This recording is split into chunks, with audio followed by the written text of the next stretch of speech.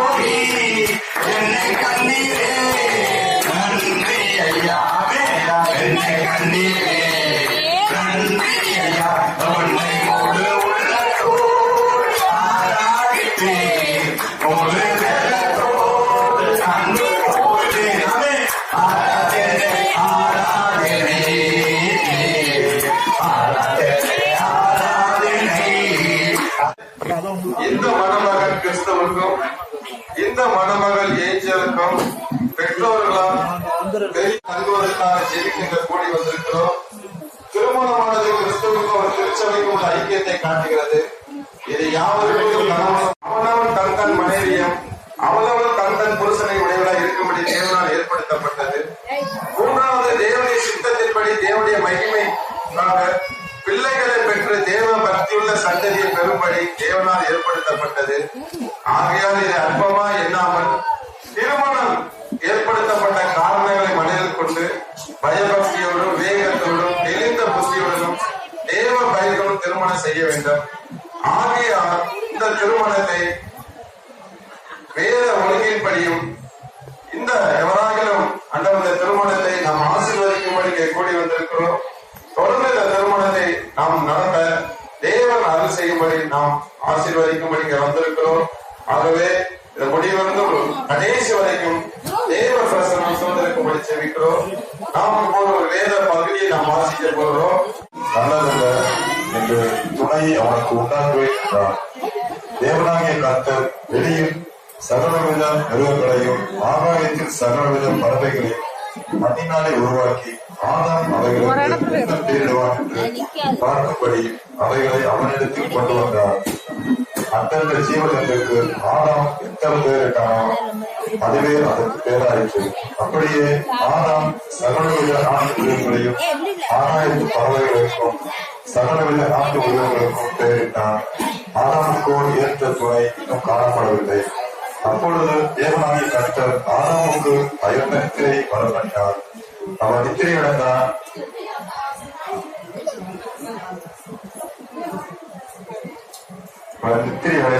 அவன் அவனை விழாச்சில் அந்த இடத்தை சதையினால் அடைத்தான். என்ன கோட்டு போடலையா? கோட்டு போடலையா? தேவனாகிய கர்த்தர் தம் மனுஷனை எடுத்த விழா இவர்களை மனுஷியாக உருவாக்கி அவளை மனுஷனிடத்தில் கொண்டு வந்தார். அப்பொழுது ஆதாம், இவர் என் எலும்பிலும் எலும்பும் என் மாம்சத்தில் மாம்சமா இருக்கிறார். இவர் மனுஷனை எடுக்கப்பட்டபடியினால் மனுஷி எனப்படுவார் என்றார். இதைமேல் தம் புருஷன் தன் தாயை விட்டு மனைவியோடு சேர்ந்திருப்பார். அவர்கள் ஒரே மாம்சமா இருப்பார்கள்.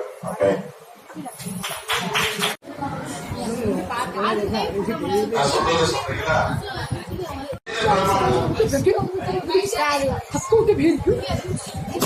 வேத பிரமாணத்தின்படி பரிசுத்த திருமணத்தை ஒருங்கித்து வாழ ஏஞ்சலை உங்களுக்கு விவாக மனைவியாக ஏற்றுக்கொண்டு சுகத்திலும் துக்கத்திலும் நேசித்து ஆதரித்து கனப்படுத்தி காப்பாற்றி நீங்கள் இருவரும் உயிரோடு ஏற்படவும் பிறமுகம் மாறாமல் இந்த ஏஞ்சலுக்கு நீங்கள் கணவராக இருக்கிறீரா?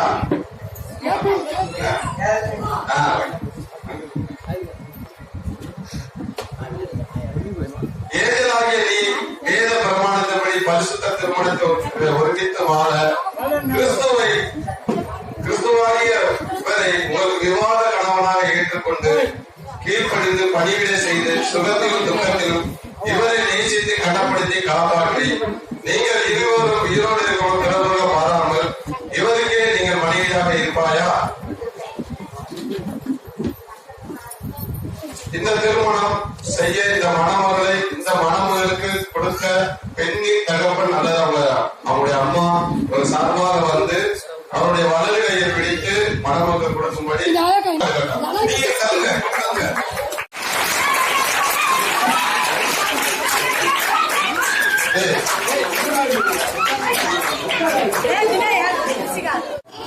தேவனுடைய சமூகத்தில் சொல்லுங்க. தேவனுடைய சமூகத்தில் இங்கே கூடி வந்திருக்கும் யாவருக்கும் சாட்சியாக ஏஞ்சலாகிய உன்னை கிறிஸ்துவாகிய நான் இன்று முதல் எனக்கு விவாக மனைவியாக வாழ்க்கை துணைவியாக ஏற்றுக்கொண்டு கர்த்தராகிய இயேசு கிறிஸ்துவின் நாமத்தினாலே தேவனுடைய பரிசுத்த பிரமாணத்தின்படி நன்மையிலும் இல்ல நீங்க சொல்லலாம் தீமையிலும் வாழ்விலும் தாழ்விலும் சுகத்திலும் துக்கத்திலும் மரணம் நம்மை பிரிக்கும் அளவும் எல்லா நிலையிலும் உன்னை நேசிக்கவும் போஷித்து காப்பாற்றவும் வாக்கு கொடுக்கிறே.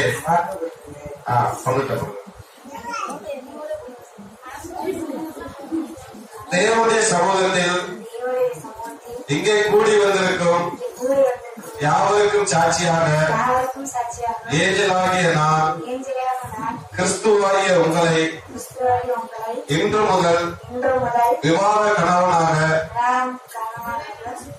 வாழ்க்கை துணைவராக ஏற்றுக்கொண்டு கர்த்தராகிய இயேசு கிறிஸ்துவின் நாமத்தினாலே தேவனுடைய பரிசுத்த பிரமாணத்தின்படி நன்மையிலும் தீமையிலும் வாழ்விலும் தாழ்விலும் சுகத்திலும் துக்கத்திலும் மரணம் நம்மை பிரிக்கும் அளவும்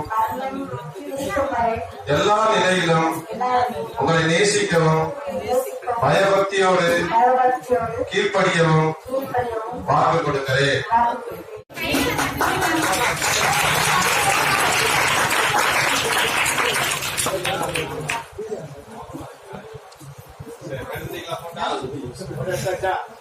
சரி, இப்போது நான் சொன்னேன் பார்த்தீங்களா, வார்த்தை ரொம்ப முக்கியம். வார்த்தை தான் தேவன், தேவன் தான் வார்த்தை. இப்போது வேதாகமத்தை இருவரும் மாற்றிக்கொள்ள போகிறார்கள். வேதாகமத்தை மாற்றிக்கொள்வார்கள். இப்ப மாத்திருக்காங்க. அப்படியே அப்படியே போட்டாடுங்களா?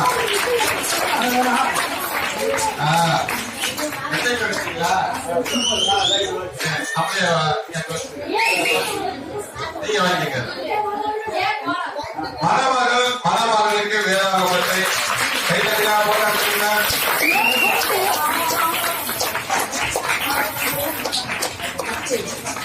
ஏஞ்சலாகியவர்களும் பரிசுத்த வேளையிலே ஒருமித்து வாழ சம்மதித்து தேவ சந்ததியின் இந்த சபைக்கு முன்பாக அதை அறிக்கையிட்டு ஒருவருக்கொரு வாக்கு கொடுத்து அதன் உறுதிக்கு அடையாளமாக அவர்கள் பைபிளை மாற்றி உடன்படிக்கை செய்ததால் இவர்கள் இருவரும் இன்று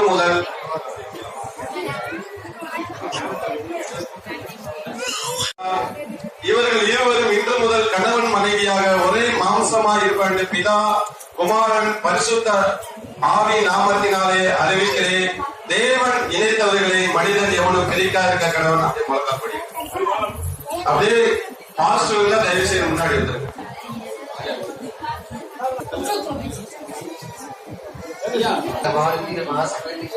ஒரு வசனத்தை வாசித்த பிறகு எல்லாரும் சோகம்.